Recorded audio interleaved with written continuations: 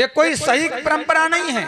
देखिए साहब, कई लोग ऐसा कहते हैं, इसी प्रकार जैसे ग्वालवाल आज भगवान कन्हैया से बोलने लगे ना कि हम तो सदियों से करते आए, परंपरा कैसे तोड़ दें।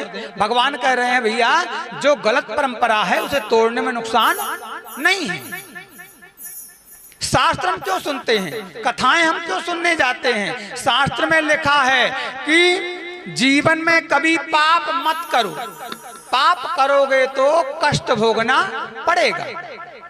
अब शास्त्र को सुनकर के भी हम पाप करें तो मतलब क्या पाप के साथ सुनने से भैया हैं? अब जैसे हमारे घरों में, हमारे परिवार में, हमारे समाज में कुछ गलत परंपरा चली आ रही है। एक गलत परंपरा है क्या, बहुत से लोग कहते हैं महाराज हमारी देवी को बकरा चढ़ता है, हमारी देवी को मुर्गा चढ़ता है, हमारी देवी को ये जीव चढ़ता है। तो आपको मालूम है कोई ऐसी संसार में देवी नहीं है और ना कोई शास्त्र में लिखा कि देवी को मुर्गा चढ़ता हो, कि देवी को बकरा चढ़ता हो, कि देवी को जीव जंतु चढ़ते हो। कौन शास्त्र में लिखा है, कोई बता सकता है क्या?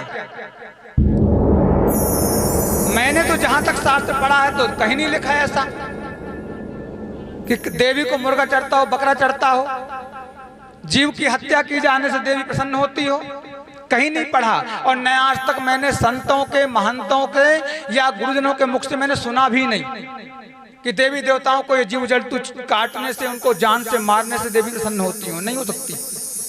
आप एक बात बताओ,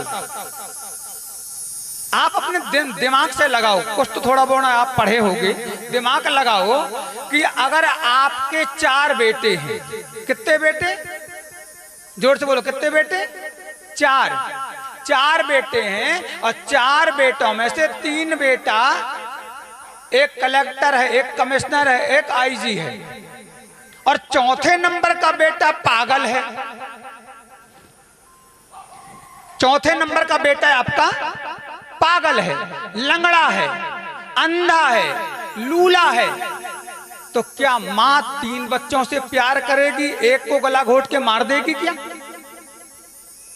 मारेगी? नहीं मारेगी ना। मुझे लगता है कि 3 बेटों से कहीं ज्यादा प्यार इससे करेगी, क्योंकि 3 तो कमा रहे हैं, लेकिन एक जो है वो बेचारा कुछ नहीं कर पा रहा। ऐसी कोई संसार में मां नहीं है कि जो मां अपने पुत्र को गला घोंट करके प्रसन्न होवे कभी जीवन में। मैंने तो कभी नहीं सुना।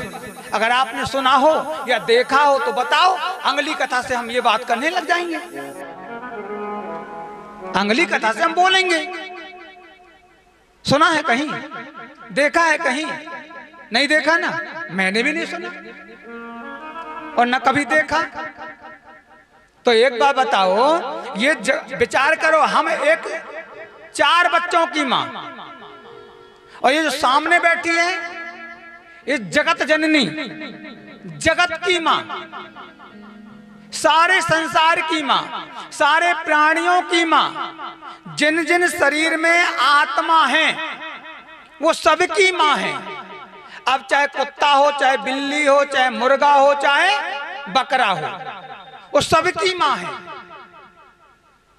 तो वो कभी किसी बकरे को जान से मरवा देने से प्रसन्न होगी? नहीं होगी ना। आप भी जरा विचार करो ना, कभी हो नहीं सकती साहब।